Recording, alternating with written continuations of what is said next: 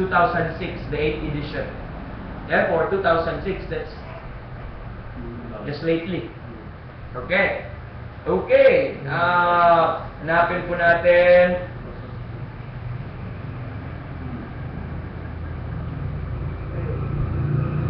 Okay.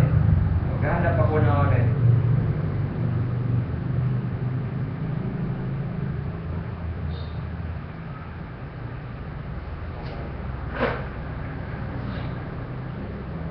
Okay. Question number 28, page 84. Question number 28, page 84. Okay, question. Is the King James Bible inspired or preserved? That's a question. Is that relevant to our lesson? Yes, because we are an inspiration. Wala pa tayo, hindi pa tayo nag-define like what inspiration is all about. We're trying to, these are heroes in our days. These are people who stood in front with regards to King James Bible. Okay? But never we are going to say that we are better than this one, but we're showing kaya nagkaroon sila ng difficulty in defending the King James Bible with regards to inspiration because of the terms that they learned from the Bible critics. Okay? So question, is the King James Bible inspired or preserved? Answer. The original autographs were inspired. Clear yet? Clear answer. The original autographs were inspired. The King James Bible is those same autographs preserved up to today. So, in other words, the King James Bible is not inspired. It was the autograph, the original autograph, but it is the preserved Word of God. Nagkaroon po, kaya po, noong 2009, if I'm not mistaken, or 2008, it was the son-in-law of Jack Hyles, Jack Scott. Because he messed up the book, anong nangyari po sa kanya, he is out of the ministry. Si Jack Scott, before Jack Hyles left First Baptist Church to his son-in-law because he died, First Baptist Church stood strongly on the King James Bible because of the preaching of Jack Hyles. Yun yung preaching ng Shibboleth ni William Grady. The American or the fundamentalists in America used the King James Bible because Jack Hyles used the King James Bible. But nung namatay si Jack Hyles, they abandoned the King James Bible. Kasi nauso po yung, get your feet, stinking feet out of my drinking water.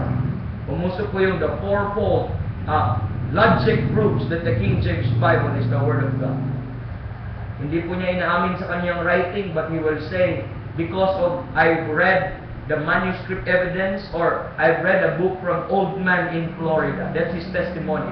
If you have read the logic proofs, lahat ko nabasa po yun doon sa library ni Pamador. Logic, that's just a booklet.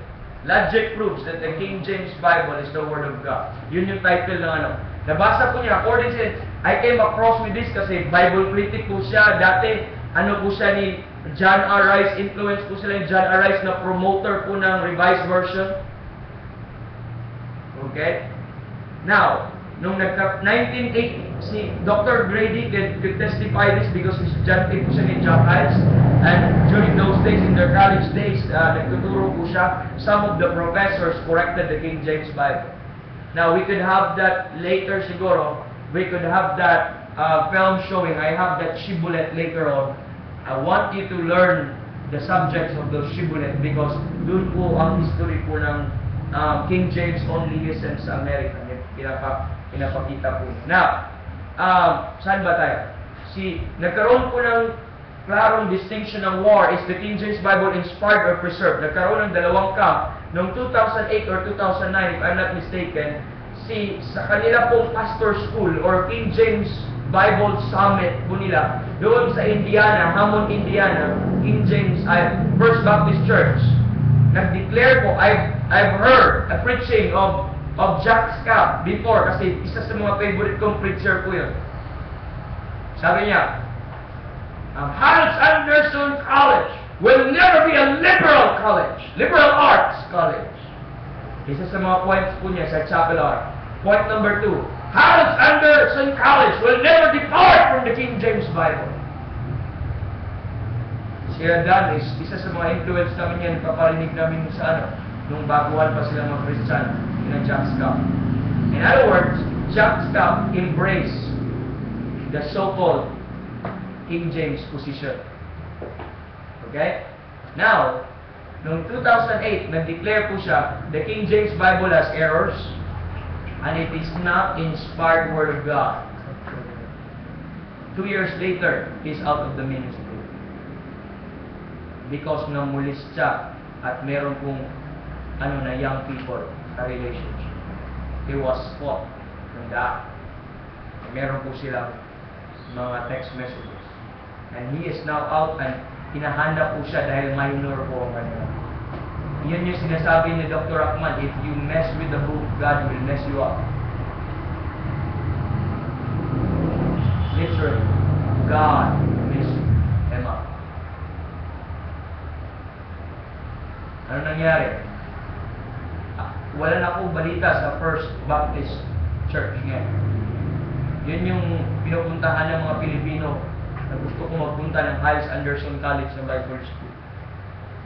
Wala na akong balita kung ano na posisyon nila.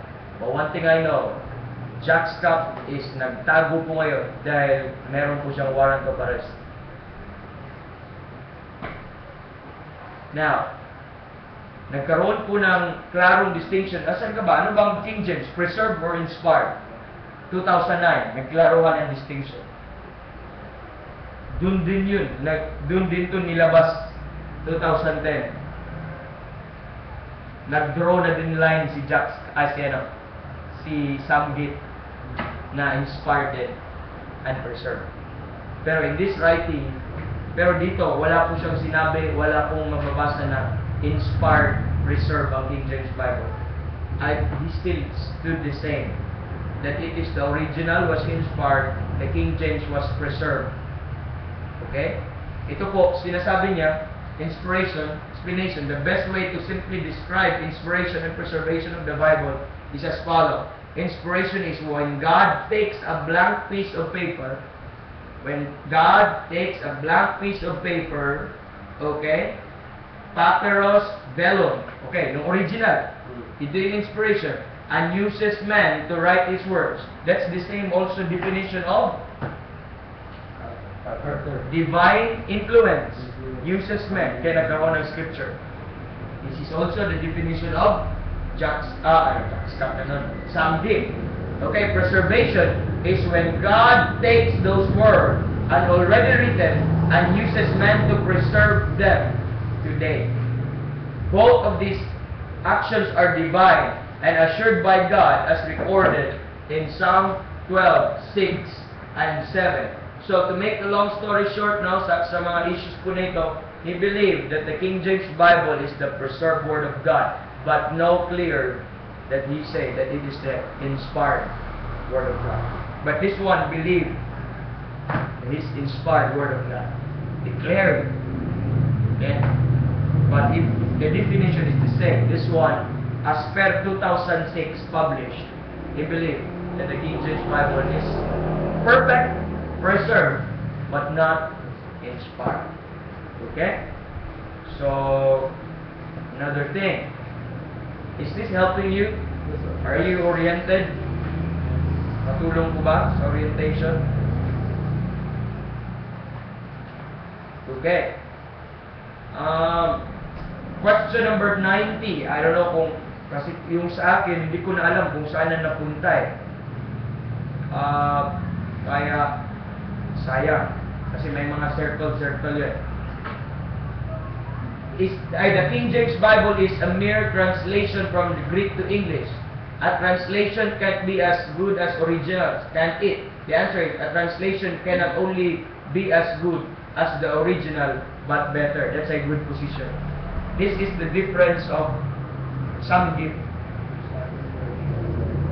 Kasi this one, the King James Bible is inferior to the Textus Receptus. This one is better. But he did not believe that this is inspired. I'm not really sure, okay, today, if he now believes that the King James Bible is the inspired Word of God. I'm not really sure today, because I haven't seen a perfect quotation that the King James Bible is inspired from this man. But he don't believe that the King James Bible has errors. He believes it's perfect. He believes that it's infallible. He believes that it is the exact preserved Word of God. Is he a good man? Yes. Can you recommend some Gibbs writing? Yes. Hello. Can you recommend some Gibbs video? Yes. I even have that. And I recommended that because he's a good man. What's the only problem? He's playing at stake. Is doon po sa kanya pong definition po ng word. Okay? So, next. Ilang book na? This one is the book of Dr. Ruckman. So, this is Dr. Ruckman is the teacher of Sangit. Okay, you'll see. Okay. This is Theological Studies 2, Volume 2. Okay. Page number 76 on the topic of inspiration of the Bible. Okay. I underline this. By inspiration, we mean, okay, page 757. 757 kasi dalawang volume to eh. Yung volume 1 yung isa. Page 757. By inspiration, we mean the supernatural control by God over the production of the Old and New Testament. Okay? Listen, inspiration is a strong, conscious breathing of God. Strong, conscious breathing of God and through man. Okay. Qualifying them to give utterance for God. It is God speaking through man. Now, these are good definitions. But he still meron po siyang other book, pero wala po dito. But if you are reading other books of Dr. Ruckman with regards to the King James Bible, he defined inspiration as God-breathed, or from the Greek word theopneustos. So, in other words, if I'm going to conclude all of these things, okay, first, the Bible critic defines inspiration because you cannot find the word inspiration in other version. You can only find that in the King James Bible. Inspiration, meron siyang God, all scripture is inspired. Meron silang sinasabi ng ganyan. Pero given by inspiration, that's only used in the King James Bible. So they use the word God-breathed. The critic used that word God-breathed. The Greek, the TR used the word God-breathed. These Bible believers, okay, these are Bible believers. Dr. Ruckman is a Bible believer. Sam Gibb is a Bible believer. Mickey Carter is a Bible believer. And the Bible believer use also the word inspiration to define inspiration, comes from the Greek word theopneustos, means God breathed. Now, where's the battle then? The original usage of the word inspiration, of the meaning inspiration, that it comes from theopneustos, it was taken by Strong's. If you have a Strong's Concordance, I haven't bring my Strong's Concordance. Do you have? There. Wala.